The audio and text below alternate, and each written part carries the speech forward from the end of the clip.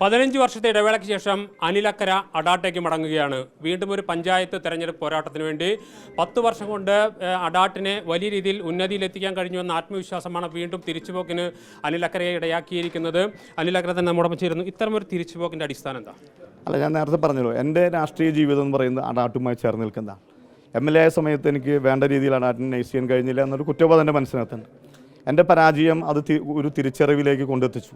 കഴിഞ്ഞ 5 വർഷക്കാലം അഡാട്ടിലെ ജനങ്ങൾക്ക് ഒരു നാഥനില്ല എന്നതുപോലെ ഒരു ഫീലിംഗ് എനിക്കുണ്ടായി. അതുകൊണ്ട് തന്നെ ഞാൻ ലോകത്തിൻ്റെ ഏത് നെറുകയിൽ ചെന്നാലും അഡാട്ട് വിജയിക്കാതെ അനിലക്കരയില്ല. ഒരു മരിച്ചു കിടക്കുന്ന അനിലക്കരയ്ക്ക് ഒരു 2ാം ജന്മമാണ് ഈ തെരഞ്ഞെടുപ്പ്. ഈ കഴിഞ്ഞ തെരഞ്ഞെടുപ്പ് പരാജയപ്പെട്ട സമയത്ത് ഇനിയൊരു തെരഞ്ഞെടുപ്പിന് ഇല്ല എന്ന് പ്രഖ്യാപിച്ചിരുന്നു. അല്ല, ഞാൻ വളരെ കൃത്യമായി പറഞ്ഞല്ലോ. ഞാൻ അതിനകത്ത് ഇന്ന് ഞാൻ ആ പോസ്റ്റ് ഷെയർ ചെയ്തിട്ടുണ്ട്. അഡാട്ടിൻ്റെ തിരിച്ചുവരവാണ് അനിലക്കര എന്ന് പറയുന്ന ഒരു പൊതുപ്രവർത്തകൻ്റെ, അഡാട്ട് എന്ന് പറയുന്ന അഡാട്ടിൻ്റെ വിജയമാണ്.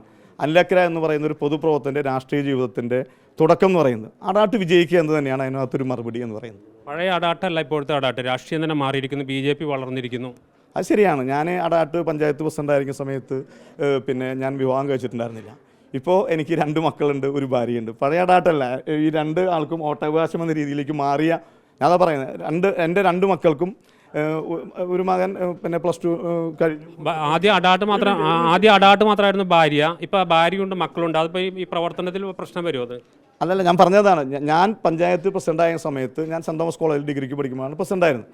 അന്ന് എനിക്ക് കുട്ടികളുണ്ടായിരുന്നില്ല. ഞാൻ പ്രസിഡൻ്റായതിനു ശേഷമാണ് കുട്ടികളുണ്ടായത്. ആ കുട്ടികൾക്ക് വോട്ടവകാശമുള്ള ഒരു തലമുറയാണ് ഇപ്പോൾ അഡാട്ടുള്ളത്.